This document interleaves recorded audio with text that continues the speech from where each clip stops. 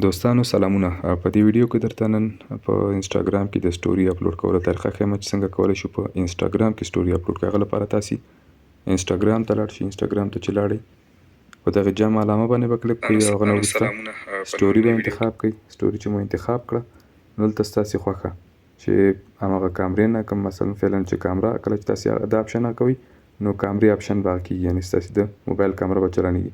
نو که تاسې بیا تازه که منظور اخیسته هم یې کولی شئ او که وایئ چې نه زه یې د ګیلري نه کوم بیا به په دغه ځای باندې کلیک کړئ او دلته به مثلا اوس دغه انځور دی زه غواړم چې دا سټوري ته ولګوم، زه پرې کلیک کوم. کلیک کول نه وروسته دلته که تاسې پرې څه لیکل غوښتل نو هم تاسې کولی شئ دغه ځای چې لیکلی دغه ځای باندې به کلیک کړئ او هر څه چې مو مثلا لیکل هغه نه وروسته به په ډن باندې کلیک کړئ. هر ځای ته چې تاسې دا هغه کړه نو تاسې دا لیکنه هغه کولی شئ.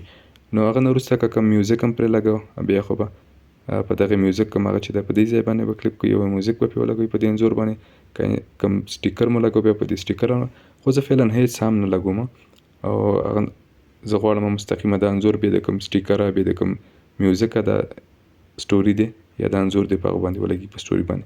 نو کله چې مو هغه وکړه هغه نه وروسته بیا په دغې علامې باندې کلیک کوم نو فعلا همدغه اپشن چې دی په دې به زه کلیک کوم شیر باندې چې مې کلیک وکړه نو دا وایي چې یعنې ستاسې دغه کوم هغه چې ده سټوري دا به فیسبوک ته هم اتومات ډول اپلوډ شي. نو زه یم نه، زه فعلا یوازې غواړم په انسټا باندې هغه شي انسټاګرام کې. نو ناټ ناو باندې به کلیک کوم او هغه نه وروسته په ډن باندې چې مې کلیک وکړو نو هغې نه وروسته به په اوکې باندې کلیک کوم. اوکې باندې چې مې کلیک وکړه زه به تاسو ته هغه سټوري مو ښیم. سټوري ګورئ تاسې دلته لیدلی شئ چې دا سټوري زما په اکاونټ کې اډ شوې ده یا اضافه شوې ده. نو په دې توګه تاسو کولی شئ په انسټاګرام کې سټوري اپلوډ کړئ. نو دا وه د نن ویډیو. که ویډیو مو خوښه شوي درسره لایک کړئ، کوم نظر پوښتنه لرئ موږ سره د کمنټ لارې شریک کړئ. که چینل ته نوي یاست درسره سبسکرایب یې کړئ چې په راتلونکي نورې ویډیوګانې هم درسره شریک کړم. نو تر بلې ویډیو مو په پاک او مهربانه رب سپارم. هر چیرې چې یاست ښاد اوسئ.